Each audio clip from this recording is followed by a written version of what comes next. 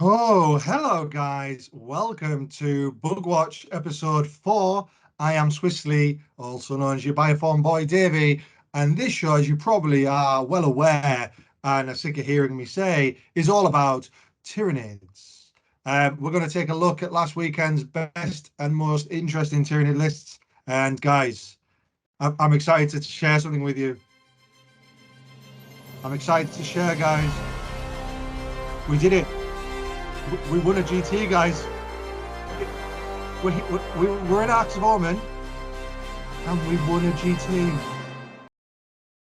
And I am here to tell you all about it. All right, on with the lists.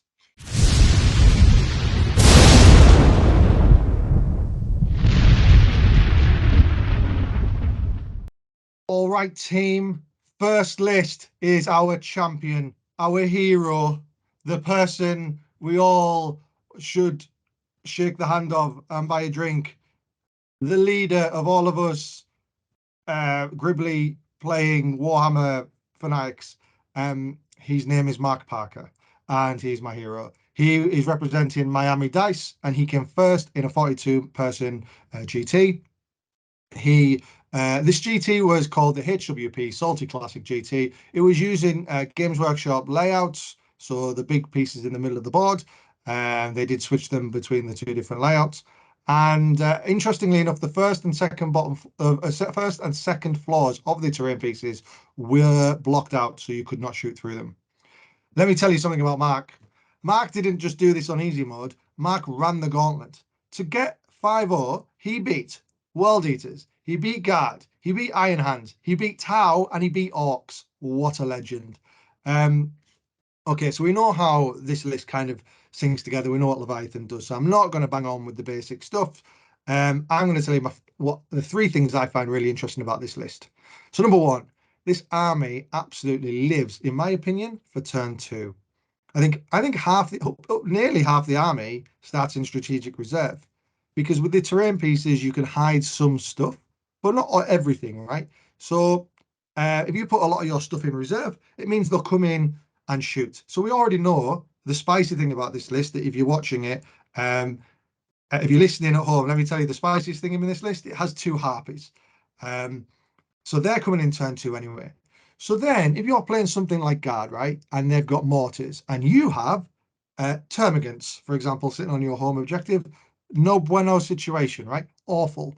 Um, so what you can do is start them in strategic reserve, and then turn two, you bring on your harpies, you bring on something else, and you just shoot that. You can definitely get an angle with a harpy on mortars. Now you might be saying, Dave, if you're playing Guard, you don't want to be shooting mortars with with all these amazing big guns. But why not, right? You've got so many more heavy venom cannons. You've got a Hive Tyrant with Shard Gullet. You've got the Balethorn cannon on a different Hive Tyrant. You've got plenty of shooting. And if you kill those mortars, you are, your chaff, your Gargoyles, Hormigans, Termagants, they're just so much safer. So yes, I think this is really interesting. I think it could be a strategy moving forward for Tyranids to avoid that alpha strike that armies like Iron Hands, Guard, Tau can well, not Tau so much, but the other factions can lay on you. All right, second most interesting thing, we are rocking 5 Tyrant Guard. They are very five's an interesting number because you don't have 6, which means they would have to be in coherency with 2 other guys. So they can string out a wider distance, which allows for greater flexibility with the 2 Hive Tyrants to get different angles with their big giant guns. And I'm all about that. I think that's great. And you might say to yourself, well, Dave, what if one of them dies? You've got to take it from one end, and that means one of the Hive Tyrants is going to be targetable. These guys are super tough to kill. So they're on a 2-up armor save. We're on GW terrain, right? So we've got massive terrain pieces which give light cover, which means these guys are on a 1-up save. They have a probably will have a 5-up invuln from Hive Nexus and a 5-up Feel No Pain from Catalyst. That's a lot of wounds you've got to get through, and a lot of barriers to jump through to even cause the wounds. So yeah, interesting choice. And then the last thing, I'm not going to lie, guys, I don't know. I'm not entirely convinced I know why he's done this. But one of each troop choice. We've got one set of Gargoyles, one set of Termagants, one set of Hormigants. Um, Interesting. I think it's obviously because each one of them does a slightly different job, or you can make them do a slightly different job. So, for example, gargoyles are great at screening because they just take up so much space.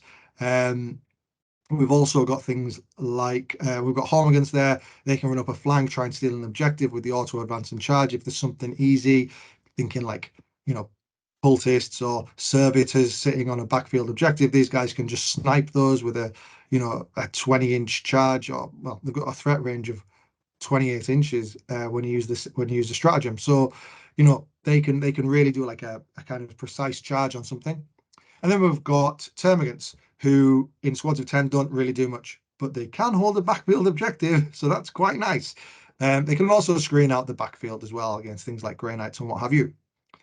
So overall, really great job for Mark. Well played, mate. Really pleased. I'd high five you if I could see you. And I'm looking forward to seeing you perform similar magic tricks at further events. All right, let's get to the next list. Boom, bam. All right, we've got Mateus. I've tried to pronounce this 3 times on a previous take and I couldn't do it. So I'm not going to try this time. But Mateus, high five.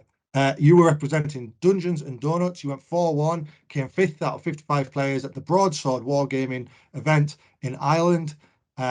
This was using WTC Teams terrain. So really interesting because that is kind of like a very even board, right? It's not as shooty, not as combat orientated. So a nice even board there. Now, guys, this is our standard. Every week you're going to see one of these strong performance from a Territorial Instincts Monster Mash list. Um, yeah, it works, right, guys? It just works. Some of the interesting takes from Mateus here are 15 Harmagans with Toxin Sacks. You're already better at wounding things in Behemoth when you're a Harmagant. However, with Toxin Sacks, sometimes you don't even need to roll to wound. So I think he's just making these guys just that little bit extra lethal so that they can trade up ideally. Especially when they've got reroll ones from a Hive Tyrant, that all works together for me. With the terrain set of this event, you can imagine some of these Screamer Killers being able to hide in pieces of terrain and stage ahead of actually getting into your opponent's lines. I've always thought with Screamer Killers, it's just the amount of times they die in the mid board before they actually do anything is really rough. But on this terrain, you can imagine that they can just hide a bit and then pounce, get into your opponent's enemy lines.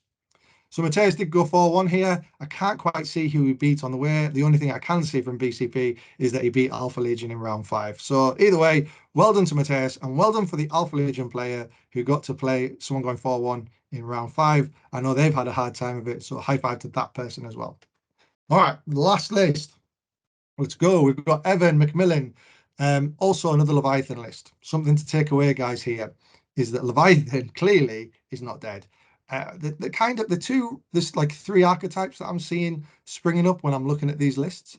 We've got Monster Mash with Territorial Instincts. That's either Jormungandr or Behemoth.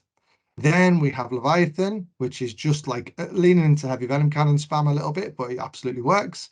And then we also have the Gorgon, sometimes Behemoth, um, never really Hydra, let's be fair.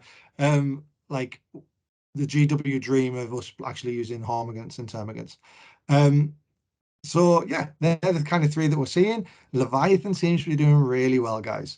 Um, really well. So Mark's list was Leviathan, and so it was Evan's list, going 9th out of 66 players. He went 4-1. He beat Demons. He beat Chaos Knights. He went back and beat Demons again. He then beat Custodes, but he lost to Grey Knights in the first round, unfortunately.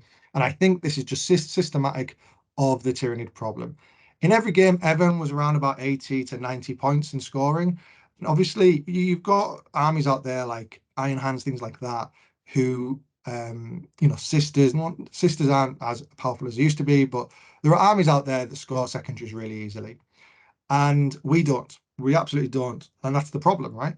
So if we get an 80 or more, we've got a chance of winning.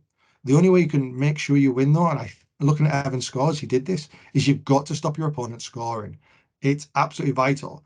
Other people can say, well, this is what my army does, and I'm going to score points. We have to say, this is what my army does, and I'm going to stop you scoring those points. And I think that's great for all of us as Tyranid players, as it doesn't just help us play the game as Tyranid players, but we also start to understand what our opponents are trying to do and create fixes and think on the fly during games on how to actually stop them doing that. So I just a little thought that I had the other day. Yeah, Grey Knights, for example, they score super easy. Teleport Strike is a really strong secondary. I played Grey Knights yesterday actually, and yeah, 15, big time. That's on their score sheet. So we have to figure out ways around that. However, what Evan has done in this list is built in as reliable secondaries as Tyranids can get from my point of view. He's going Warp Ritual. Look at all these Psykers. We've even got a Broodlord, guys, right? We are scoring Warp Ritual, unless, of course, we're playing against someone with loads of really great denies. But you've got a Broodlord in there. You've got the Neurothrop, who has +1 to cast as well, in case you're worried about failing it. And you've got a Tervigan, who's probably going to go and sit somewhere near the middle anyway, so you can respawn Gaunts all over the place. So you've got Warp Ritual pretty nailed down, unless you're against a Psychic Heavy army. You've then got all the tools in the world for behind enemy lines in this list. These are all the tools I tend to use as well. So you've got a Lictor, you've got Gene Stealers who can forward deploy and just get a first turn charge off, trade up and score 3 points. What else do you want from Gene Stealers? You've got a Morlock, which just will turn up wherever it wants. And then we have a Parasite Mortrex with Gestation Sac. So it doesn't have Alien Cunning. Interesting, right? Most of the time we are seeing it with Alien Cunning. So you can take away from this, in my eyes, that this Gestation Stack is there to get that extra 1 point that you get for having 2 units in your opponent's territory. And I'm here for it. So yeah, between those 4 units on their own, you're gonna get at least 12 points on behind enemy lines, and then you've got all these other bits and bobs that will try and get in there as well. So you've got 10 Gargoyles, you've got a Carnifex that can get up the board pretty sharp, and of course you've got all these units that will maybe stay there more than 1 turn as well. So behind enemy lines, pretty good. Last but not least, you've got Banners. Banners is obviously a great secondary for us, especially when you've got a Tervigan with 30 Termagants who can just spread out and hold objectives. Yeah, a big fan, and I'm here for it. We can see a lot of these troops here as well. They're going to hold objectives, so you can see that that Evan's built this into his list. Well done to Evan, going 4-1 and beating Demons twice. Not an easy feat. Demons are a strong list at the moment.